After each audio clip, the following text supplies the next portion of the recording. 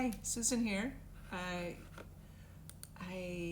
am on Instagram Live for the second time in my life. I'm going to assume that it's working. I'm happy to be here to meditate with you.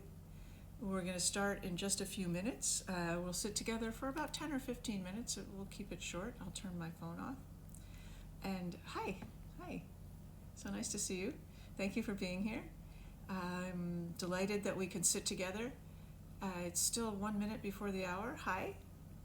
If you're here, let me know where you are. What part of the world are you in? And hi, so great to see you all joining. It's thrilling and wonderful. And I'm excited to be able to understand enough about Instagram Live to actually show up here. And we're going to start soon. We're going to meditate for about 10 minutes. I will give us instruction. I'll say a few words about meditation first. I have not combed my hair today, so please forgive me. Ottawa, Canada, fantastic. Denver, Jess in Denver. Portland, Oregon, hi, Instagram friend. Austin, Texas, my once and future hometown. Oakland, Wisconsin. Oh, hi, Jackie. Hi, Laguna, California, I think that is. Tampa, Florida. So great that you're here. We're going to sit together. We'll sit for about 10 minutes. Megan in New York City. So great to see you. I hope you are well. Yesterday in our before our meditation, I mentioned something called the 6 paramitas. I don't know why I have this on. It's not even plugged in. The 6 paramitas are also called the 6 transcendent actions. And I wanted to mention them yesterday because they are actions, they're not ideas. They are, from the Buddhist point of view, they are 6 ways for us to cross from the shores of craziness and chaos and insanity to the shores of ease and clarity and sanity and decency. So it's a great time to think about these transcendent actions that are also extremely simple. So I'll just be very, very brief. And if you're in the Open Heart Project, I'm sending out a longer weekly video about each of the paramitas right now. So please check out openheartproject.com if you want to get those videos. Yesterday we talked about the first paramita, which is called generosity. And of course, without generosity, the journey will not be completed from shore to shore. Generosity is the foundation. It is also called the virtue that produces peace. We all want peace. And in the Buddhist view, you think, oh, well, peace, well, let me look that up. Oh, generosity. That's all we have to do is be generous to each other, be generous to ourselves. It doesn't mean being nice, by the way. It means caring. It's a very important distinction. There are 3 ways to be generous: giving material goods, giving the gift of Dharma, or true wisdom, and giving the gift of fearlessness. Today we're going to talk about, very briefly, I promise, the second paramita, which is called discipline, which I know can sound onerous, like, oh, discipline, I know I should be more disciplined. I'm at home now all the time, and it seems that all I can do is read trashy novels or watch trashy TV. Me too, by the way. And I am, if you're suddenly at home, which most of us are, and you find that you are just reading doing things that are just sort of like, oh, watching trashy TV, I just want to say I am team trashy TV right here. Please please try to step out of the tyranny of productivity right now, because we're all on uncertain ground. We need to take care of ourselves and rest and experience this new reality. I digress. In the Buddhist view, discipline doesn't mean making yourself do things you don't want to do. It actually means something much more spacious, and something I think very relevant to this suddenly new situation we find ourselves in. We don't know what end is up. We may be having waves of emotion that we're like, where did that come from? And our routines, of course, are disrupted, so it's very useful to reconsider discipline, the truth of discipline. But if one more person says, use this time to do everything you've ever wanted, write your novel, build your website, I'm going to just freak out, because that's not the kind of discipline that's helpful right now. Doing more is not called discipline. Paying attention is called discipline. So we want to be here. We want to be attuned. If you are a meditator, you know that you meditate, you place your attention on your breath, it strays, you notice that, and you come back. That is my favorite definition of discipline, is the ability to come back. So that's all we're talking about here. The paramita of discipline means you are willing to pay attention. And when you get distracted, you are willing to come back. So that is important, especially now when everything's very confusing.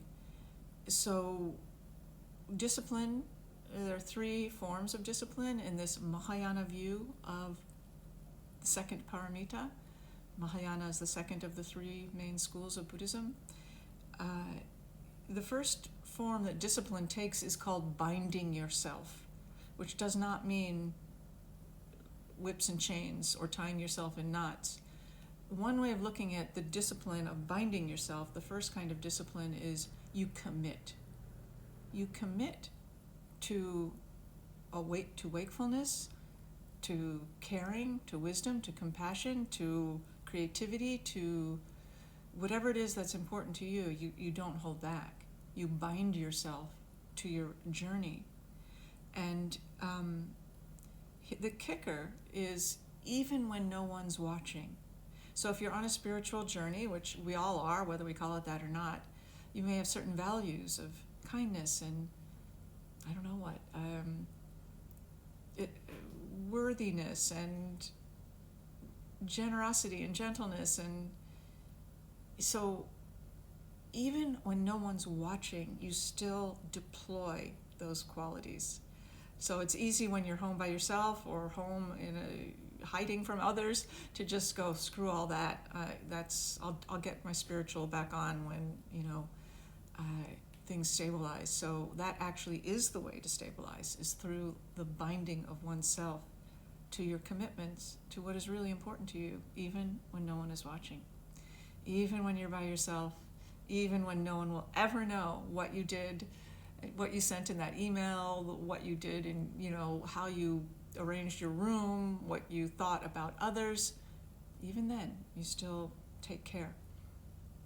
It's a very important discipline.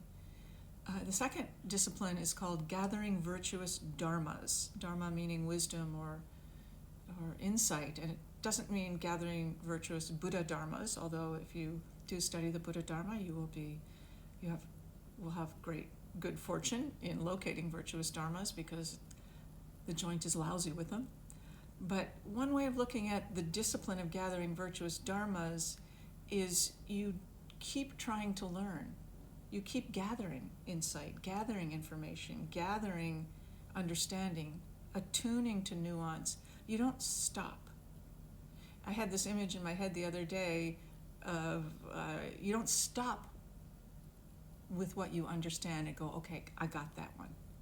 You don't take, oh, I understand this, let me put it in a drawer, label it, Susan Piver understands this, and file it away. But you keep looking.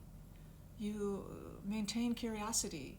You keep imagining that you actually don't know what's going on, and that what you do know may be only partial.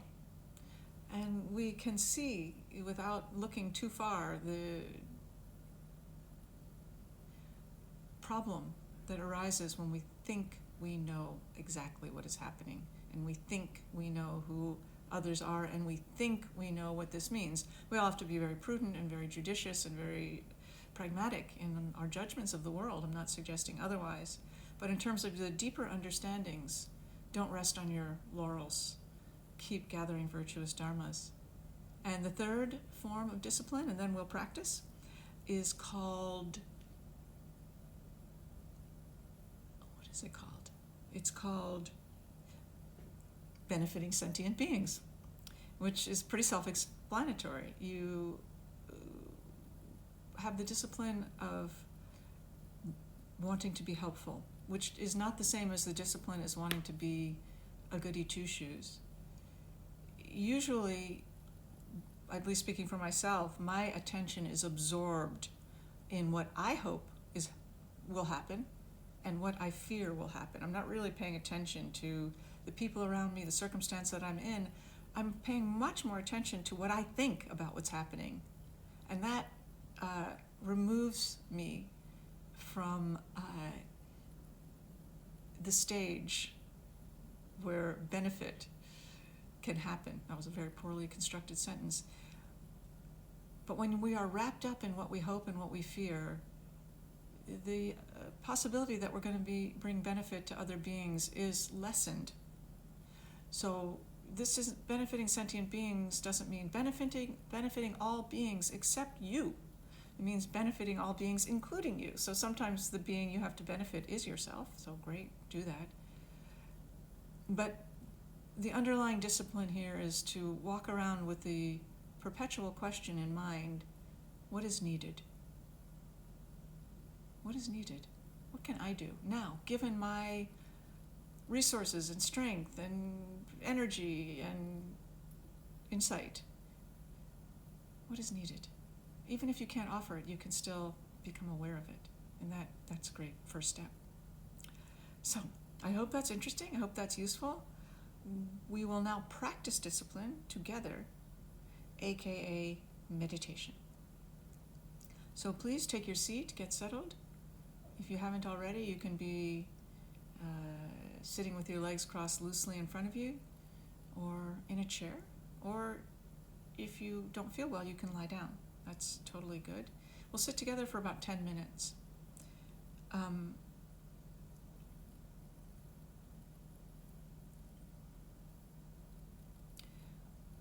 Let's begin our practice by letting go of hope. I hope my practice will make me feel calmer. I hope it will too, by the way. I hope that it will show me some insight that I'm lacking. Let go of all of that. And let's also let go, for a moment, of fear. I worry. I'm afraid that meditation won't help me. I'm afraid that I'm not paying attention to what I should be paying attention to.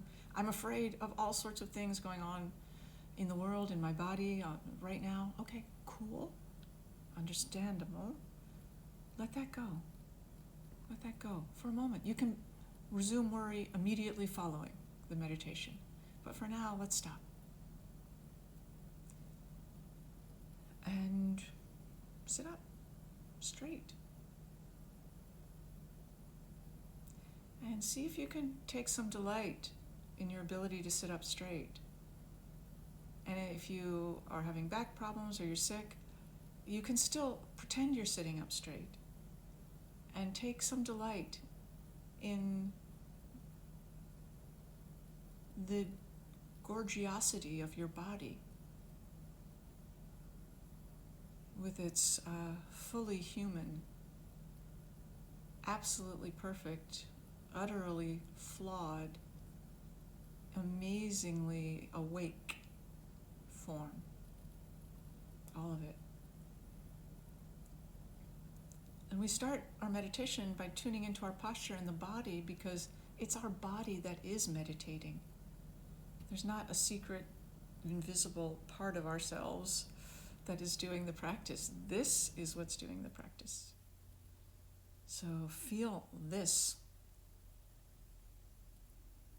Give your weight to the cushion or chair, whatever you're sitting on, or sofa if you're lying down. And let yourself be heavy from the waist down. And feel yourself really land. Right now, especially when times are tense, I feel that I'm hovering. So imagine that some really, really nice, strong, gentle person just lifted you up by the waist a few centimeters right now, and then let go. Whoosh. And you just landed right where you are.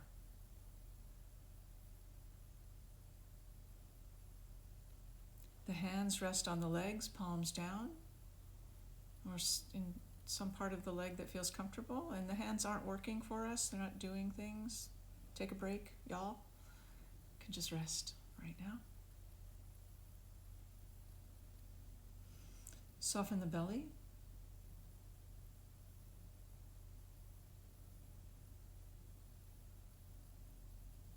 Soften the area around your heart. If it doesn't feel weird and sappy, place your hand right here. Even if it does, you could do it anyway. And just feel your own warmth, your own fleshy warmth, and the tenderness right below the skin.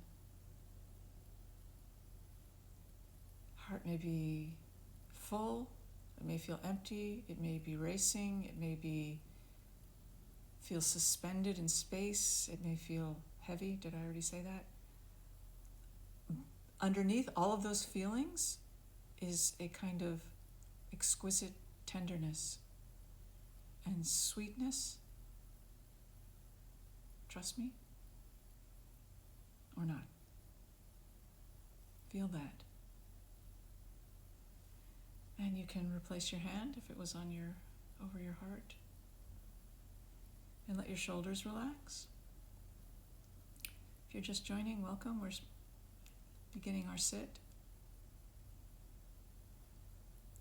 And really let the shoulders relax. Also, challenging times, there can be a sense of pulling forward, pulling a heavy weight. So if this is you, imagine that someone just lifts that weight off your shoulders and puts it down next to you. You can pick it up again anytime, but for now, let a sense of buoyancy return to the shoulders. And perhaps a kind of coolness between the shoulder blades. Nothing to carry or lift or transport. The mouth is closed. The lips and teeth are slightly parted, and the reason the mouth is closed in meditation is because you don't have to talk. What a luxury.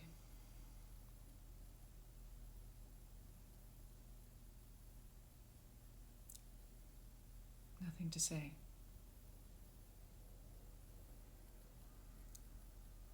The breath is natural, in and out through the nose, unless you have a cold. And in this practice, the eyes are open and the gaze is cast down to a spot in front, somewhere that feels comfortable given the distance of your screen. And let the eyes be soft.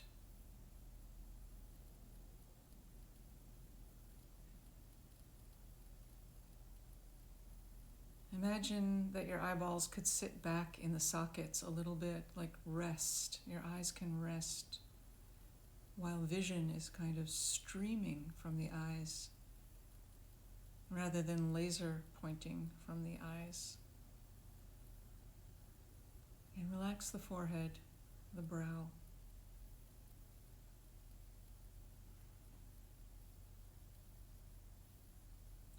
Feel your body breathing. Feel the inhale and the exhale. The next inhale.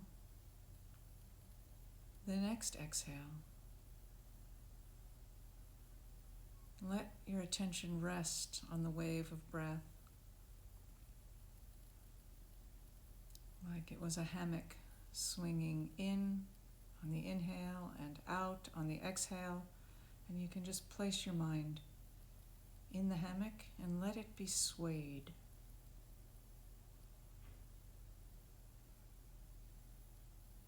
At the same time, you're just breathing, so.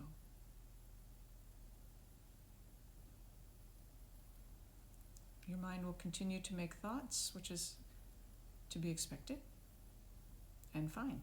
No need to change that.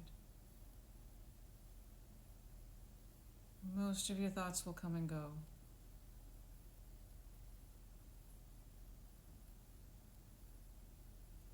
You can imagine that your thoughts are like a river, always rushing. And somehow in meditation, we're in a canoe. And this oar stroke is the inhale, and this oar stroke is the exhale. And with each breath, we sort of cut through the water. Continually moving.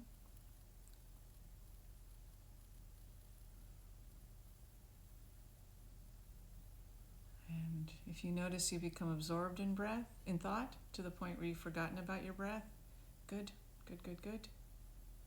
Excellent to notice that. So notice it. Let go with a gentle release. Just let go. Kindly return your attention to the breath. And if it's not kind, start over. Just kind of escorting yourself back to the breath, like you were helping someone find their seat. And begin again. Feeling this inhale and this exhale. And again. So we'll sit together for just a few minutes, and I'll indicate when the meditation is done.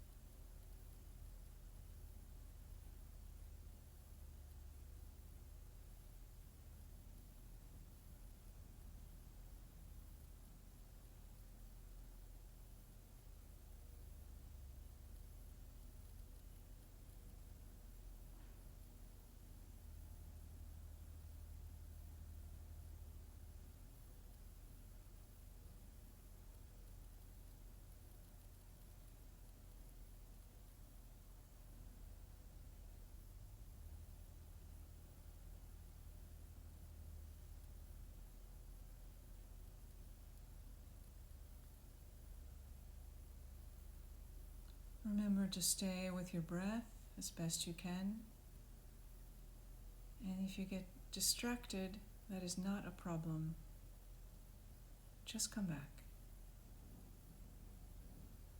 and take a fresh start.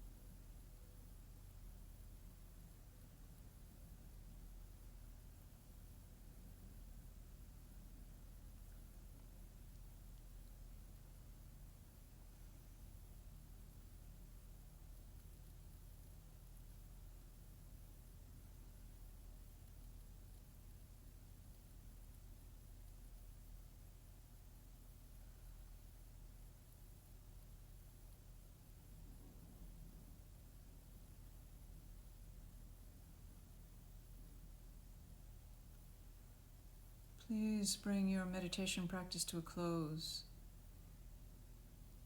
And the way to end meditation is to stop meditating. Just let the technique go. And what a delight. I see so many dear ones here. Yeah, I'm talking about you, Keisha.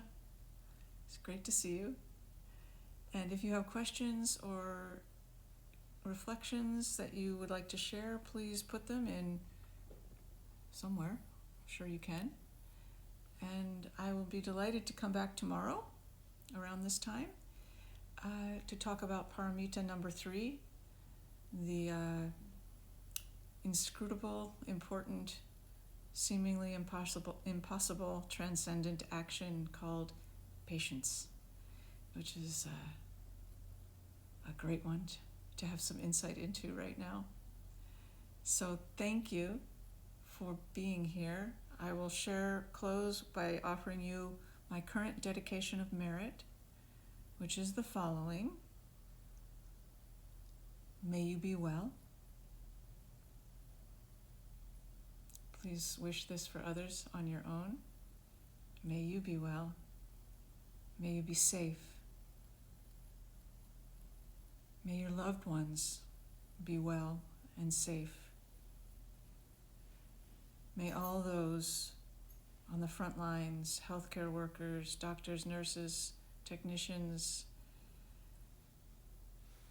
researchers, scientists, delivery people, everyone who is somehow putting themselves in harm's way for our benefit, may you be safe. May you be well. Thank you. And for you here together on Instagram, my final wish is the following. May your immune system kick ass. Thank you for practicing with me. I look forward to the next time.